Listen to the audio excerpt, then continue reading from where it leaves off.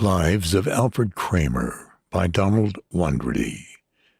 Narrated by Mike Vendetti. Though my train did not pull out till 11 p.m., I had boarded it at 10. While the berths were being made up, I strolled around.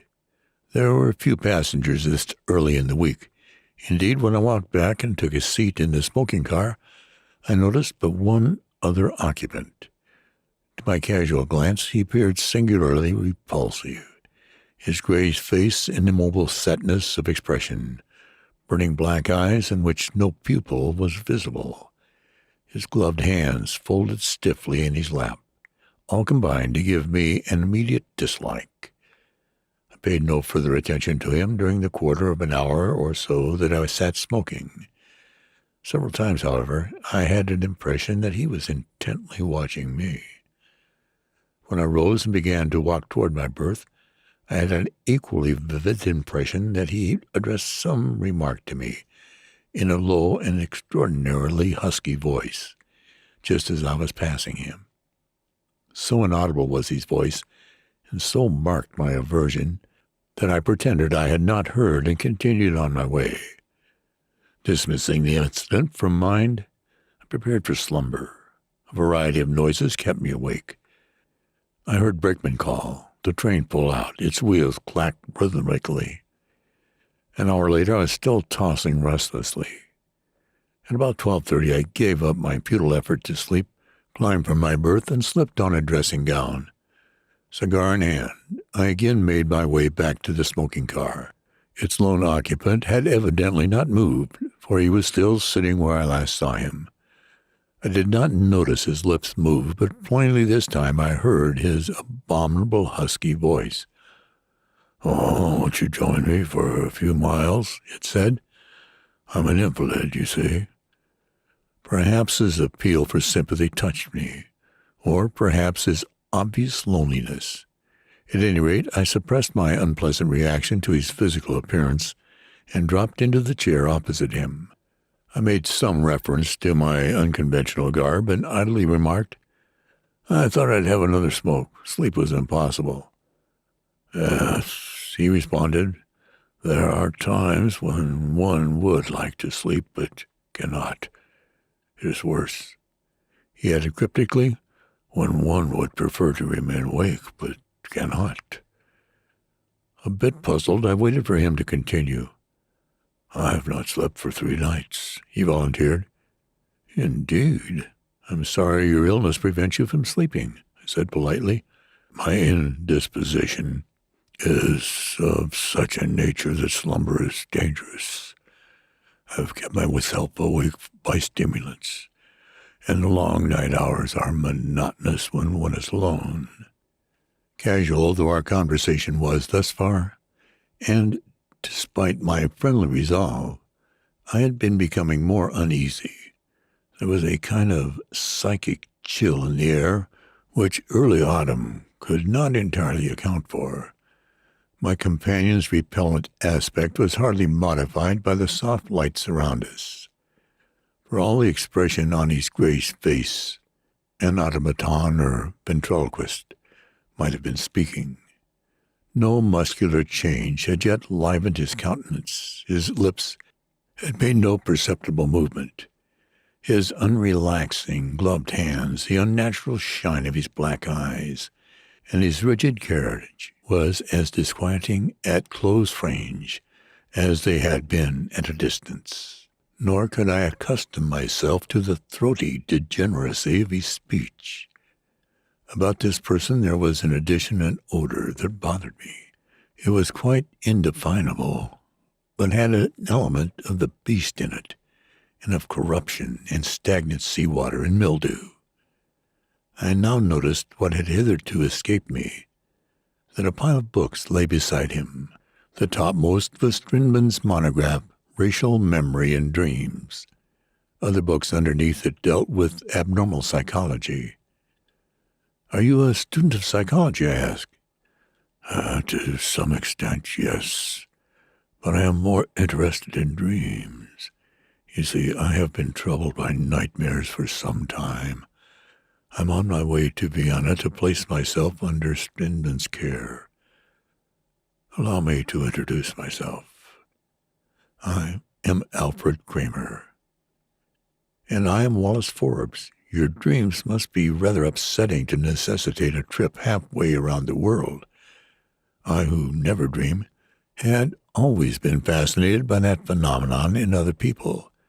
Kramer himself must have desired sympathetic ears to receive his story, because hesitantly at first, then more directly and swiftly he began to tell his narrative. From early childhood, he commenced, I was inquisitive into the world around me.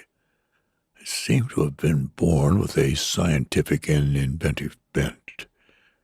At the same time, I was a dreamy child. My nights were vivid with a constant stream of images. Sometimes these were pleasant. Often they were terrifying.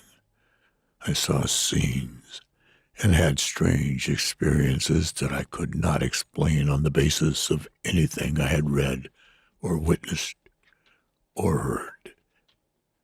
Because of these visions, I acquired a profound interest in brain processes as I grew older.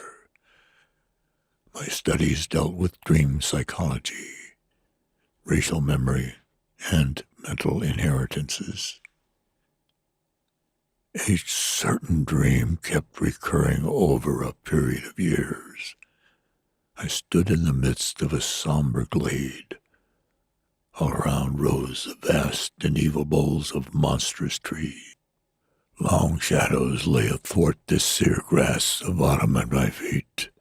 There were indistinct figures at a little distance, which harmonized curiously with the colossal trees. They were watching me intently. In my hand I held a wicked sacrificial knife. Before me was a great stone altar stained with the blood of countless victims. It stood by the huges of the trees, and it had a slanting trough so that the spilled blood would water those gnarled roots. A naked girl of goddess-like beauty lay upon this altar.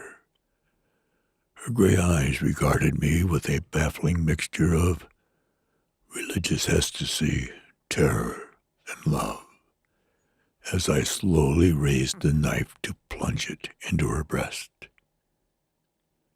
Time after time that vision came to me as clearly as an episode from life. But I never dreamed of what preceded the scene, nor did I know what followed. Out of my wish to know the full episode, and from my belief that many dreams were memories of past events, I conceived a hypothesis. The unbroken stream of life had descended from parents to children throughout the ages. Why might not major experiences have been so deeply impressed upon the brain that they too were inherited? Perhaps they were latent, awaiting only a magic touch to awaken them to reconstructed pictures. If this were true, possibly it would account for hitherto unexplained dreams.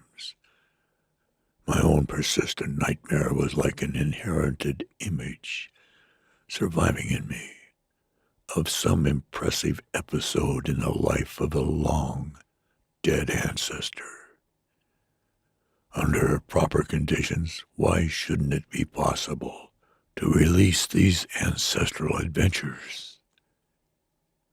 Fascinated by the thought, I plunged into years of labor, mental therapy, psychiatry. Brain surgery became my special studies.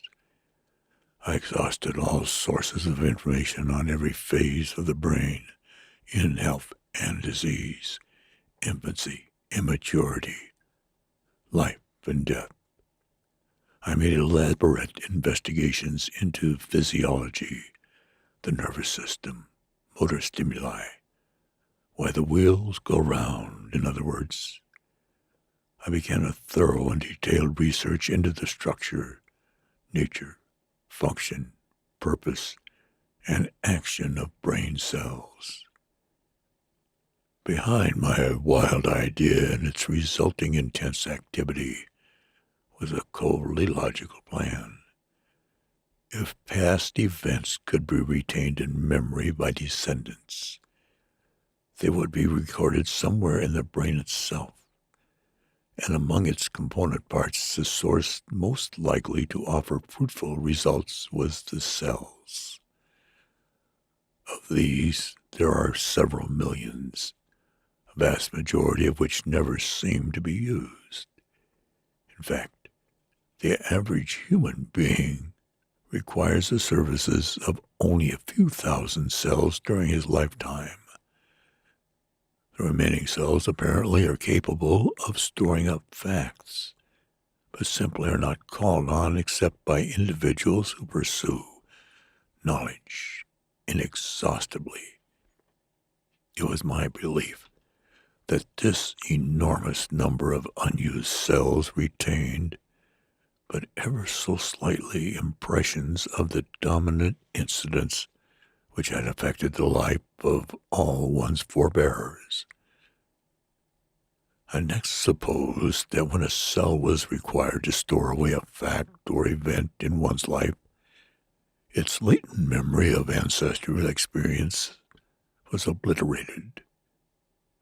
But if it were not used, the latent memory continued to exist, sometimes never to be realized, sometimes, however, to flash forth vividly in sleep or subconscious dreams. For a long time I pursued a wrong path. I thought that the memory impressions made a physical change in the cells, just as a particle of metal changes in shape when you strike it violently, and that all I needed to do was to invent some sort of sensitive electric device which would tap these cells by means of their specific differences. Vain delusion.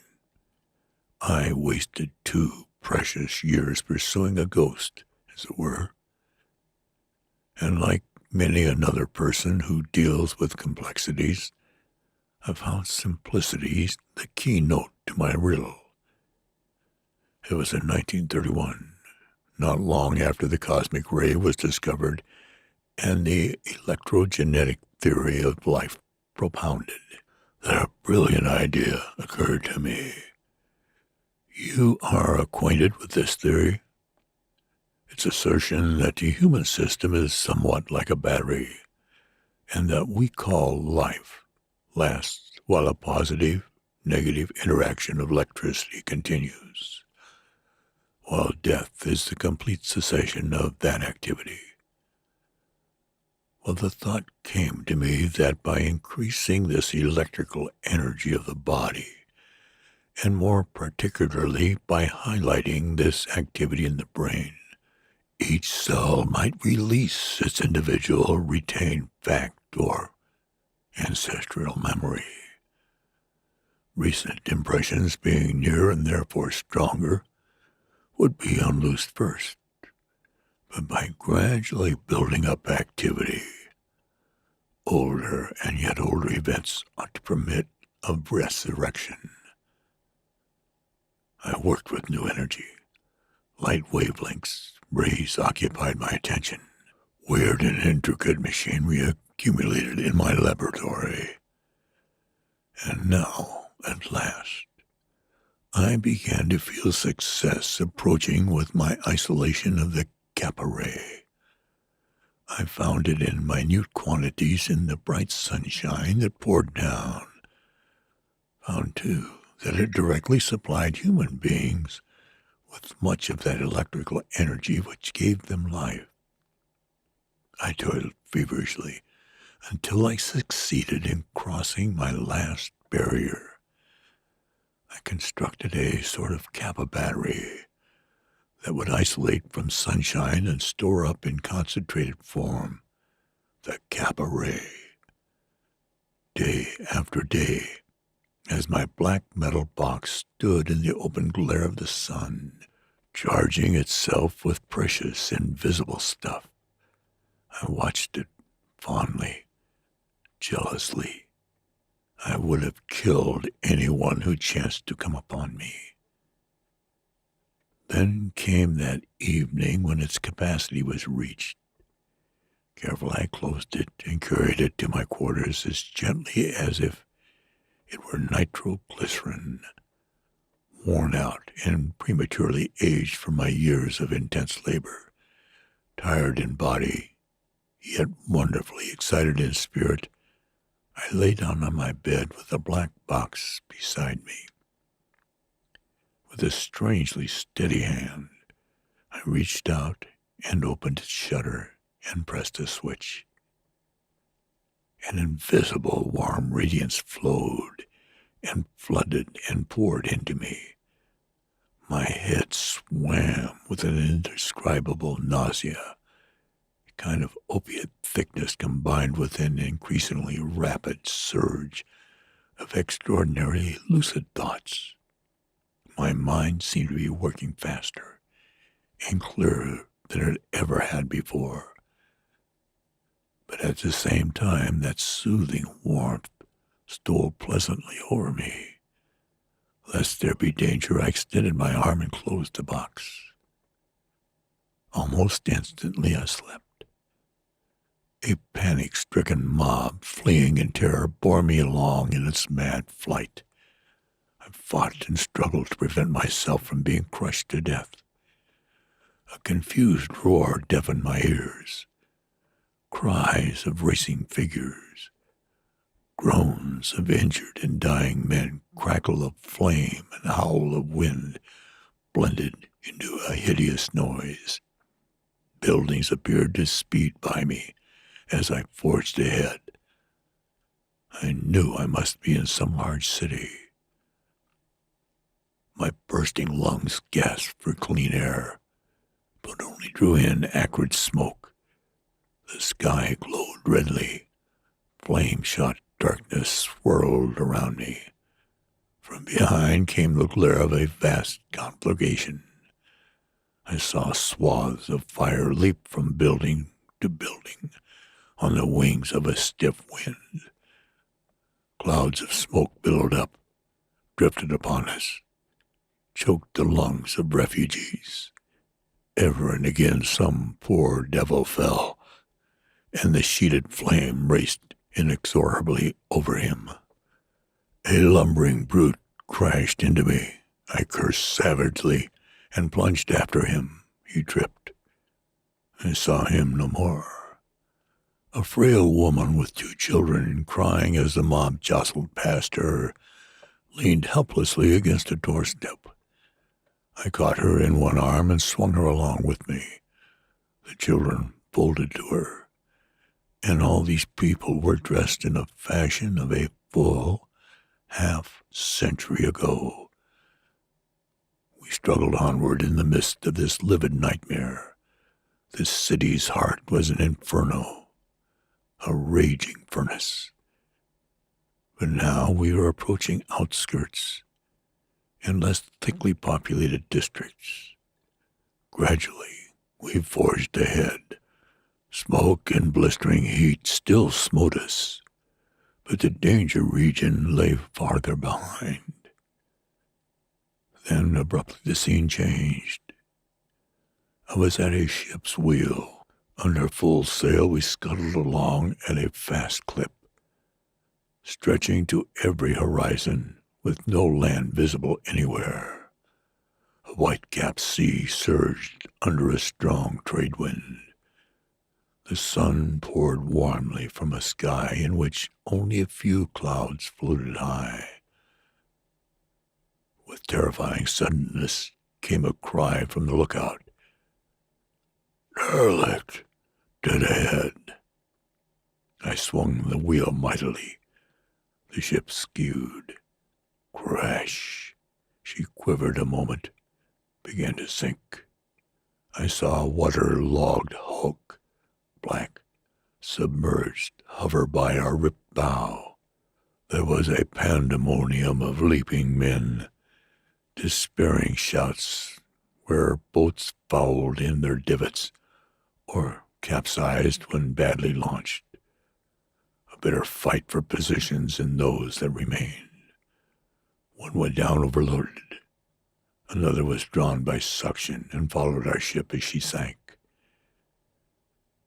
At the first shock, I tore my clothing off and dived far overboard, swimming rapidly to escape the deadly suction.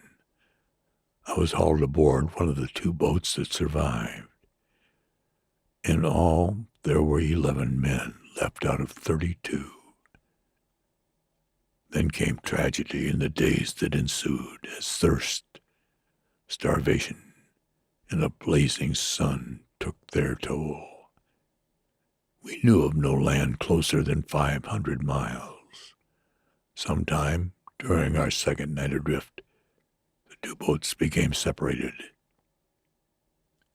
6 survivors had manned our boat to begin with. At the end of the week, we were 4.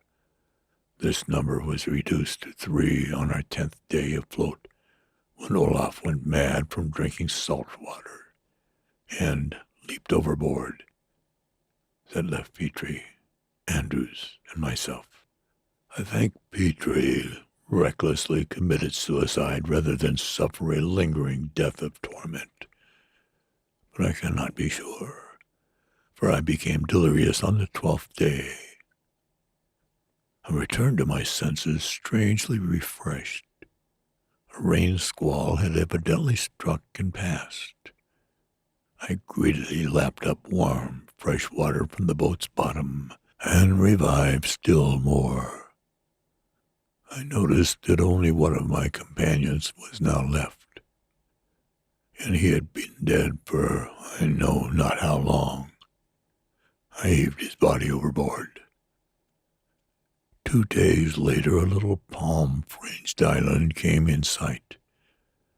With what desperate anxiety I watched it grow larger, and how eagerly I stumbled ashore to drag myself feebly up its beach. I was saved. And without warning, the scene vanished.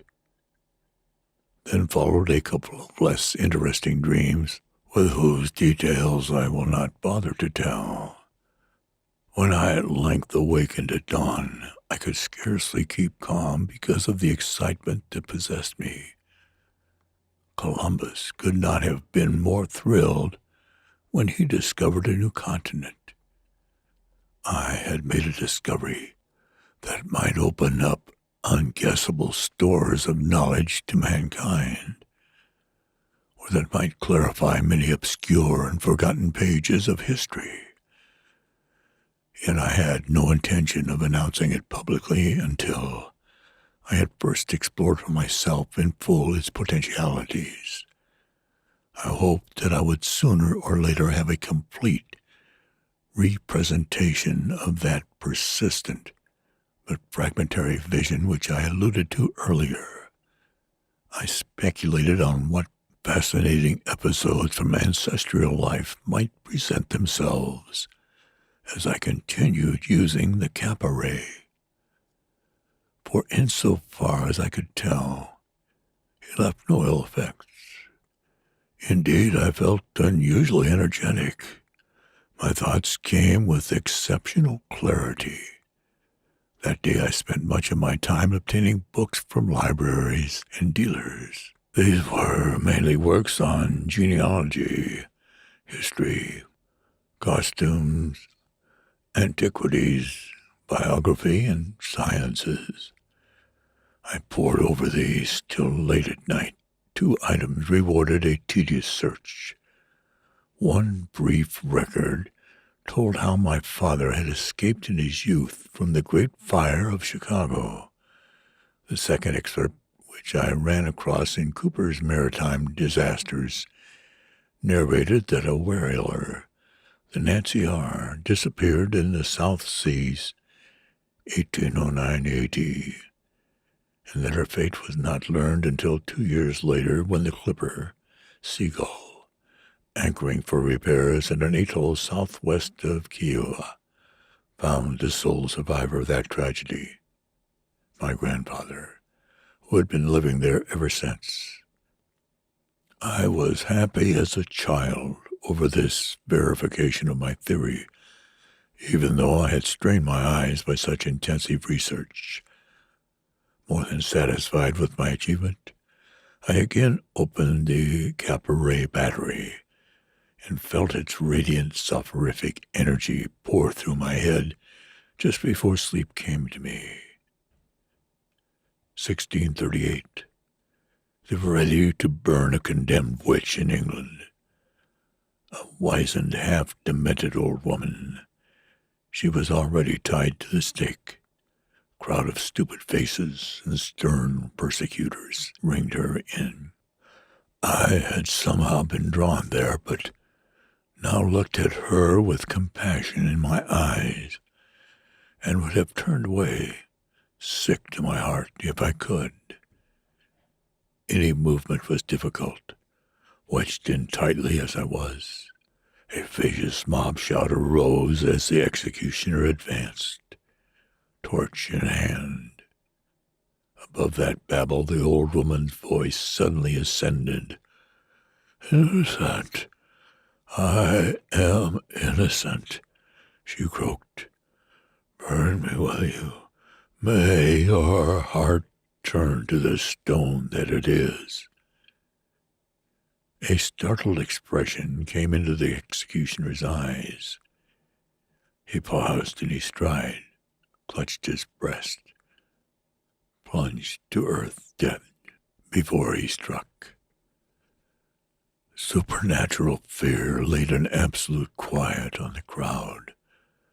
One of the witch's relentless tormentors, bolder than his associates, walked forward and picked up the fallen torch.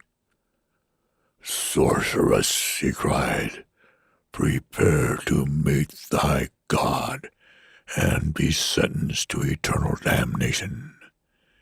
And he flung the torch among the faggots heaped around her. It caught. A thin flame sprang up and raced from stick to stick. "Fools! Fools!" the old crone cursed. "May the vengeance of God and Satan for this day's work pursue everyone except you." And she raised a withered hand toward me. "Only you have pity. May you and your descendants be blessed, even unto the 10th generation. But after the 10th generation, beware. We shall meet again, yea, 300 years hence, and you will tell me you remember." Without willing it, I cried, "I will remember," and awoke to hear my own voice. "Remember, remember," echo hollowly in my room and die away. I tossed fitfully, dropped into a sound sleep. But this account is growing longer than I intended. I must admit many details, fascinating though they would be. Flying miles accompanied flying minutes while I listened spellbound to Kramer's husky voice and looked into his fever-bright eyes and wondered how he managed to speak with any distinctness when his lips had not yet visibly moved. His story flowed on, or shall I say, continued backward, through Henry VIII's court, the Spanish Inquisition, Constantinople at its fall, Paris of Villon's day, the Norman conquest, weaving its way through earlier and yet earlier centuries. "So I finally came to my puzzling dream," Kramer went on.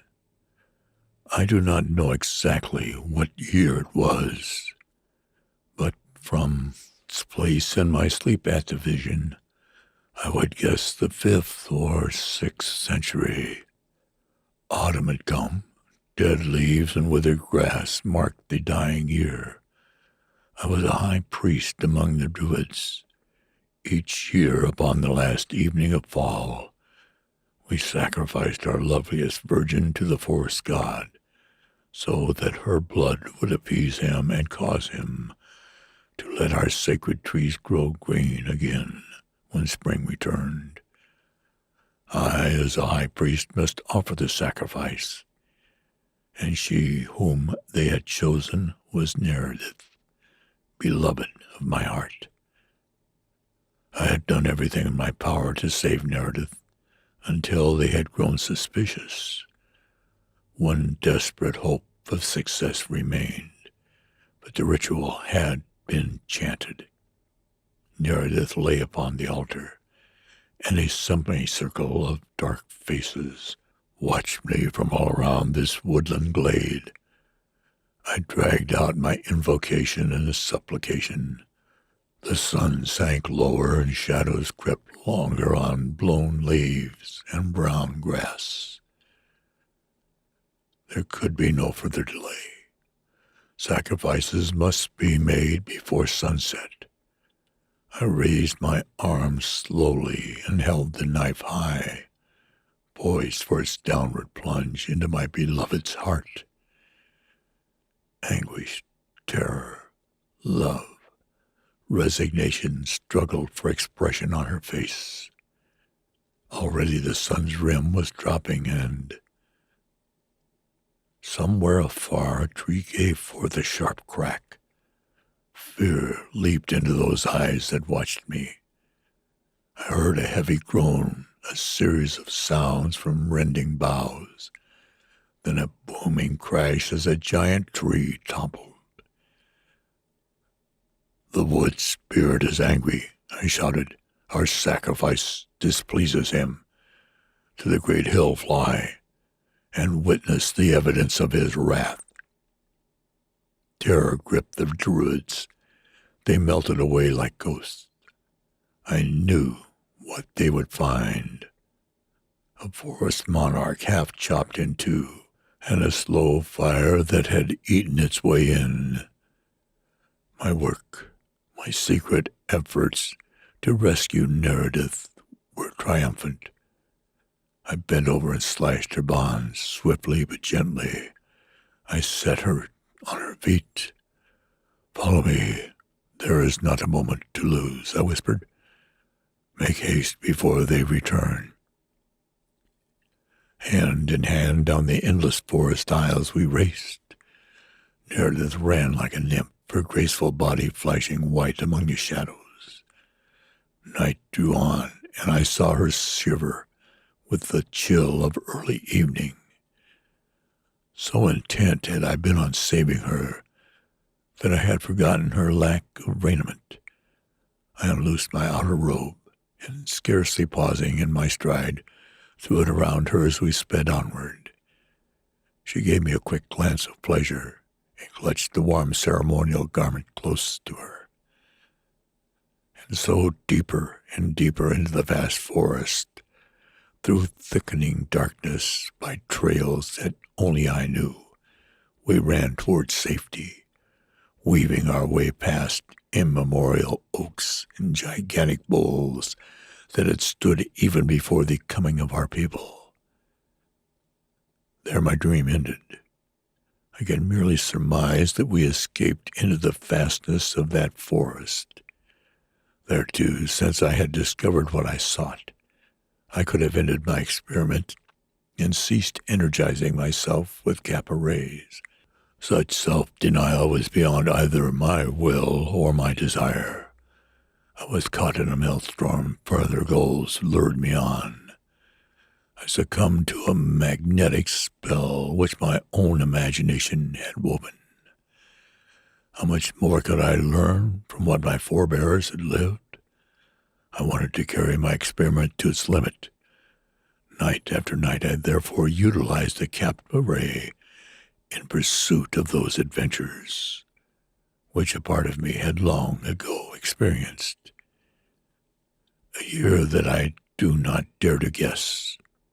I must have been a merchant, and had gone on some annual trip to a town far from my native land. It was a rambling town, a town of crowded, connected little clay and stone houses. It lay beneath the glare of a scorching sun, and farther out, the shifting desert dunes melted into bleak, red wastelands. Its men were swarthy, bearded. They wore long and flowing robes and spoke a language that I could understand but little. As I walked down the narrow streets, I heard a sudden hubbub above the usual street cries. When I came to a sharp curve that had interrupted my view, I halted abruptly. There was a crowd of the curious, the holy, rich and poor alike, following a stranger who paced along the sun-baked street. He was simply clad. On his face was an expression of such glory, and in his eyes a light of so divine a purity, that my first instinct was to recoil in humility. He was radiant, and the very air about his head seemed luminous with a light I have never seen elsewhere. Then I felt a great serenity come upon me, and my spirit was lifted out of me, cleansed, as if I had bathed in some mystical, immortal essence. There came a woman who flung herself at the feet of the stranger. Her left hand was hooked like a claw and splotched with ominous patches of white. The fingers of her right hand were withered away, and her face was disfigured. The crowd shrank back, muttering, "Unclean, unclean." But the woman heeded them not, and pleaded to the stranger with sorrowing eyes. He paused. I saw an expression of infinite pity and compassion shine through his eyes. I was reverent in the presence of indefinable beauty and transcendent wonder. The stranger stretched out his arm and blessed the woman in a voice melodious as distant bells. I saw the claw-shaped hand become firm and rosy, the withered arm fill out to its former symmetry, the mutilated face glow with the happiness of restored health. The stranger continued on his way. The woman, transfigured, knelt in the dust. Day after day I kept drawing aside the veil of oblivion. Night upon night I lived again in my dreams, my previous lives, and ventured still farther back through vanished years. I saw Phryne pose for Praxiteles at Athens in 388 BC, when Aphrodite of Teneros was taking immortal form under his hands. In Egypt, I witnessed the waking of a mummy from its tomb of 10 centuries, and saw the doubtful Egyptian gods arise from crypts older than civilization. I dealt in a lamasery near Tibet, when all my future was foretold to me by priests of a forgotten cult. And ever I pursued my ancestral life backward through mounting ages. There came a night whose dream no history records, the memory of an event that must have occurred more than 10,000 years BC. My lives had turned away from Asia and gone westward, beyond Egypt, beyond Greece, beyond all Europe, to a vast island or a little continent, far out in the wastes of the Atlantic. It was a fertile country, a land of mists and sunshine whose people were happy in the unbroken advance of their civilization. In bays by the murmuring sea and on slopes of the central hills, golden spires rose high above cities of white and black marble. The continent was a world by itself. There were legends of lands that lay far east from which the ancestors of these inhabitants had come, and there were occasional voyages to nearer countries westward, and they were an indolent race, safe from attack, undisturbed by strife, living in plenty and rarely venturing afar, since there was no need to. So the fruitful years marched by, and now there came to this island kingdom the rumor of approaching disaster. In Enexor, capital of Atlanta, Electi, high priest of the sun worshippers, made a prophecy of doom. Our God is angry. The sun shall fail above Atlantis. What did this strange forecast mean? The Atlanteans looked at their sun god smiling high in the heavens and could not understand. They asked of Lichti that he interpret the warning to tell them how to appease Elekra, god of the sun. But Lichti had spoken and answered that he could only receive the message of Elekra, that it was not for him to explain. The sun shall fail above Atlantis. 100 virgins were sacrificed with prayers and supplications for mercy to Elekra. The foundations of a great new temple facing east were laid. Days passed, and there was no sign that the prophecy would come true. Gradually, the Atlanteans regained their faith and went about their usual tasks again, and believed that their sacrifices of 100 virgins had satisfied Elekra. Even the prophecy began to fade from their minds, and no one quite remembered why another temple was being erected. But superstitious fear had taken root in my heart. I felt that words of warning, however obscure, should be heeded. There was a legend that fertile, hot countries lay far east of Atlantis, beyond where any of us living had gone, whence our ancient fathers were supposed to have come, and where the home of the sun god himself was said to be. I reasoned that some terrible menace might be threatening Atlantis the Golden, while the gods bided their time. And if Elekra was really angry, I could either save myself by fleeing westward, or take an offering with me and strike out east to seek the god's home across the great sea. I set to work and had a large new galley built for me. When the inhabitants of Atlantis heard of my undertaking, a few thought my mission could be successful. Some said I was foolhardy, but the majority mocked, saying that I was mad or presumptuous, since Elekra had been appeased by the sacrifice of the 100 virgins. Their scorn raised momentary doubts in my mind, but I went ahead with my plans. Thus there came a day when 16 slaves took their places at the sweep oars, and we set off across dark waters to seek legendary lands of the rising sun. My galley had one mast whose sail could be used in emergency or when the crew was exhausted. There was a great store of provisions aboard, and as much wealth as I owned. Beside me in silver chains lay the sacrifice I intended to offer Elekra when the time came. A young girl, lovely as the fading spires of Extentor, and with red gold hair that flamed like the setting sun. We had left Atlantis at dawn. Hardly a breeze stirred. The ocean heaved undulantly in slow, sinister swells.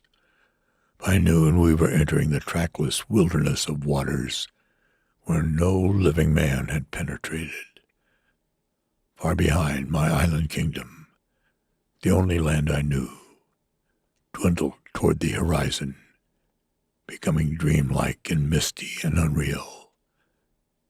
And now as the oars pulled rhythmically, a strange thing happened.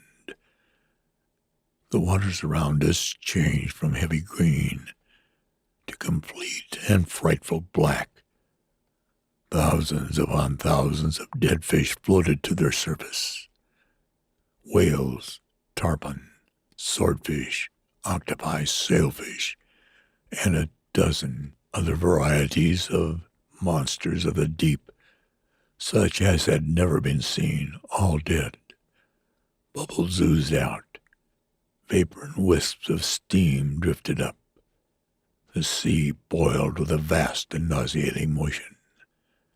All in one instant, Atlantis vanished from the horizon as the ocean reclaimed its own. The sun shall fail above Atlantis. To me alone was giving understanding of the prophecy, unless my slaves remembered. Blind terror had come upon them, and they shouted wildly. I followed the direction of their eyes. From sunken Atlantis, a colossal, a mountainous plateau of water extending across the whole horizon, hurtled toward us. We saw it coming, and we were helpless. We saw it tower overhead and engulf our galley as if it were a fleck of sand. Something bumped me, and I grabbed it unthinkingly. An infinite roaring deafened my ears. I was sucked under and flung violently ahead. Furious forces raged everywhere.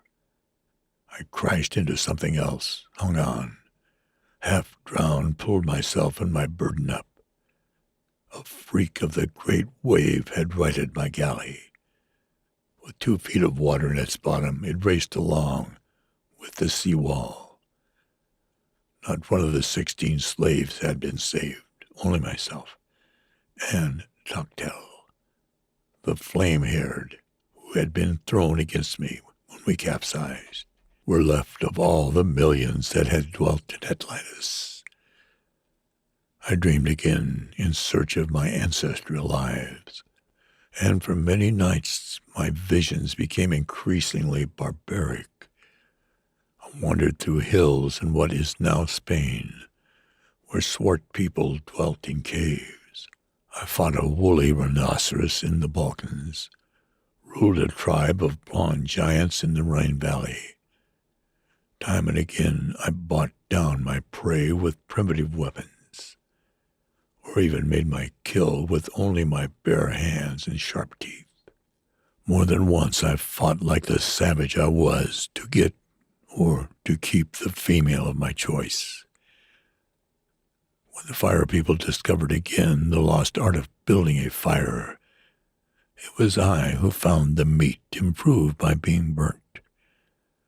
Then a great cold and the field of ice crept down from the north, and my lives were passed in a strange, warm country far to the south, where my tribe had fled. And always the faces around me became more bestial, the marks of civilization fewer, until finally the only law was the law of one's strength. There, more than 50,000 years ago, I halted my dreams. Did I say halted them? No, that is not quite true. For a week I had been feverishly writing my observations during the daytime and poring over piles of books in order to localize in time and place the substance of my released memories. I begrudged the moments necessary for eating. It was many days since I'd shaven or paid any attention to myself. But as I said, my visions were becoming more savage, primitive, less varied the farther back I went. My initial excitement had begun to wear off, and on this morning, despite a certain heaviness that appeared to possess me, I felt the need of attending to my long-neglected personal appearance. When I bent over to draw the water from my tub, some unexpressed thought vaguely puzzled me. That thought continued to bother me while I slipped from my clothing.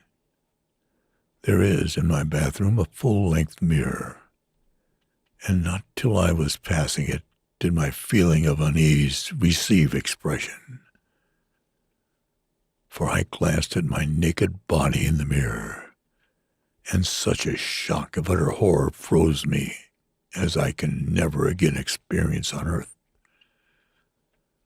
What I saw in the mirror was a massive, shaggy, beast-like man of 50,000 years ago. I cannot relate the rest of that fateful day. I tried to convince myself that I was the victim of an optical illusion. Perhaps my dreams had become so vivid that they persisted even in my waking hours. My mind may have temporarily given way, I thought, and made me a victim of hallucination. But it was all in vain. The mirror did not lie. Each time I returned to it, drawn by a morbid curiosity, the same appalling figure leered back at me, ape-like, brutish. Slowly the bitter truth forced its way in. Though I tried to evade it, some powerful element in the Kappa-ray or some unknown organic change that it had influenced in my physical system was causing my body to revert, to follow my brain as it went back through the ages in the trail of my ancestral lives. I had played with mysterious forces, and I was paying the penalty. The physiological atavism, or throwback, kept pace with the transformation of my mind. Shuddering, sickened, I gave way to a frenzy. I raged and stormed around like a trapped animal, my hate concentrated on the Kappa-ray. That was the source of my misfortune. But at least I could prevent this abominable devolution from going any farther. Perhaps I might even be able to regain my old self when the source of that malignant energy was destroyed. And so, hardly realizing what damage I did and caring less, I kicked the Kappa-ray box across the room, smashed it, trampled it under my feet, and ground it into wreckage. Even though I could never again become as I was, yet I would check this degradation before it went farther and before it was too late. I do not know how long the madness ruled me. It must have been far into the night that I finally managed to drop into a deep slumber of exhaustion. And that night I dreamed again. I relived the fierce nomadic life in southern Italy, followed the first glacier as it retreated north, hunted the mammoth, and then roamed anew through the valleys of Central Europe in the warm days before the glaciers came. When I awakened at dawn, I was beyond any paroxysms of despair, and apathy came upon me. I walked with dull and heavy tread, listlessly pondered over my fate. I realized now that the Kappa-ray had done its fatal work, and that I had saturated myself in an energy which I no longer had the power to control. Whatever changes the ray had begun to make in my brain and my body were proceeding as freely as if they were a natural part of me. I could only hope that the effect of the ray would wear off in time. Sedatives, drugs, opiates, lexipharmacs, I tried them all, and without success. Nightly I lived backward through obscure dawn ages. Daily I wakened to find hideous and subtle changes metamorphosizing me into a prehistoric creature. and what faint hope I had held died in my heart when I discovered that the rate of my nocturnal return to former life was accelerating with ever-increasing rapidity. At first I had spanned a few decades in a night. Then it became a few centuries. Now I bridged thousands and tens of thousands of years each time that I slept. I followed primitive man when he crept out of Asia 500,000 years ago. I lived in a luxuriant land that is now the desert of Gobi. Earth itself underwent great transformations. A continent sank under the waves. Another one rose from the Pacific deep. Beasts that no living man has seen appeared in growing numbers. The curious vegetation of vanished eras became my habitat. There were vast saurians of land, ferocious nightmares of air, gigantic marine reptiles, and monsters that battled in the warm seas. And always, too, there came a hotter, damper climate upon Earth. Swamps and marshes became more numerous. Tropical jungles flourished everywhere with weird, conical trees and 100-foot ferns and evil flowers growing to incredible heights. So the years mounted by millions and the geological ages were born again in my dreams and drifted on like a camera film run backward. The Carboniferous Age became an era of the future. The giant beasts of land decreased in number. Steaming jungles and poisonous marshes covered what ground lay above water. The seas grew almost boiling. Terrific storm and deluges of hissing rain swept the globe. Not a single vertebrate now roamed upon land. Only a few ephemeral moths winged their brave way through air. Moths far larger than any we know, soft, immense, and spotted with gold, scarlet, indigo. But even these passed away, and life swarmed only in the almost universal sea. How long I have retrogressed in years I do not know, but it must be millions upon millions, beyond any computation. And it has been not only a dream that came to me, but a reality overshadowed by abysmal terror. My brain has tottered on the brink of madness, and I am so far degenerated physically that for 3 nights I have been taking powerful injections to keep me awake. I fear another vision more than I fear death. The husky, choking voice trailed away in a low gurgle.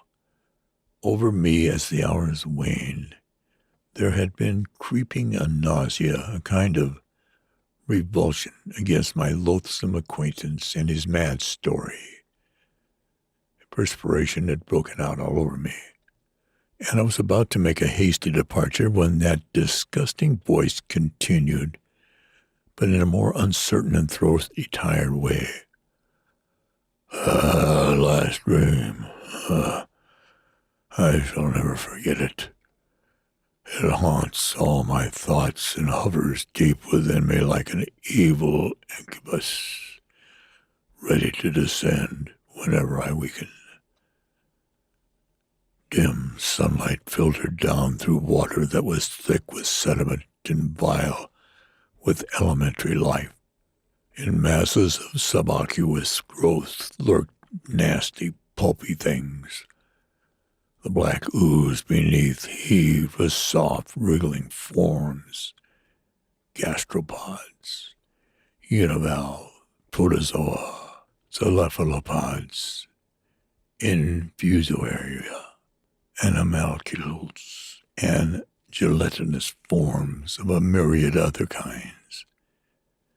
A shadow enveloped me. I stared up.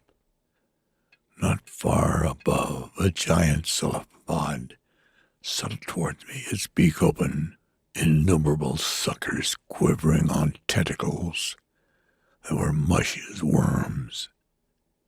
I moved slowly aside and found myself enveloped in the ichorous filaments of a gigantic and vicious jellyfish. I do not know what happened. I do not wish to know. I cannot convey the vertigo caused by that sticky stuff and the clammy life forms that originally rose in the ancient seas that once covered earth. The voice trailed away and died, and silence descended stealthily. It seemed to me that the invalid's figure had relaxed, and I thought his head fell back. I did not wait to make sure as I stiffly stood up, for I felt uneasy, yes, and slightly afraid. I do not know why it was, but even as I recoiled physically from the stranger, so my spirit shrank as from a thing unclean or cursed. Trembling a little, I steadied myself and paced down the aisle after the briefest of muttered phrases, to which I heard no answer, if indeed my acquaintance made one. I had about reached the vestibule when a peculiar sound impinged upon my conscience. I paid no attention to it, and tried to quicken my step. My hand was outstretched toward the door, I believe, when that primeval cry froze me in my place and brought me facing about. It was a whispered scream that died away hideously, a subhuman, sub-animal, wordless gurgle, like the death rattle in the throat of a drowning person. Alfred Kramer may have dreamed his last dream. Psychologists tell us that the subconscious mind may work at abnormal speed when the conscious mind is at rest, and it is at least possible that a lifetime's visions paraded through the fitful slumber of Alfred Kramer during those long seconds that I required in approaching the door. I do not know, and it may be true also that I was temporarily insane again. I do not know. But the sight that met my eyes when I whirled about could have been merciful only to madness. One may preserve an equilibrium in a completely normal world, and a madman would find, I suppose, a certain unity in his completely abnormal world. But to face the abnormal in the midst of everyday life, to find the incredible exchanging place with the usual, that is to unite insanity with sanity, and make one doubt whether normality exists at all. For when I spun around, I saw that Alfred Kramer had somehow risen to his feet, and as I stared in his direction, a frightful change took place. His hands dropped from his wrists and thudded to the floor. His face suddenly went awry, slipped, melted away. The clothing squirmed, bulged, ripped off. And now I know the meaning of those motionless lips and that pasty face. It was a mask that I had been watching. Swaying horribly for an ageless second, what was left of Alfred Kramer shook convulsively and collapsed. On the floor lay a writhing mass of protoplasmic slime. This has been The Lives of Alfred Kramer by Donald Wandrith, narrated by Mike Vendetti. Production copyright 2024 by Mike Vendetti Productions.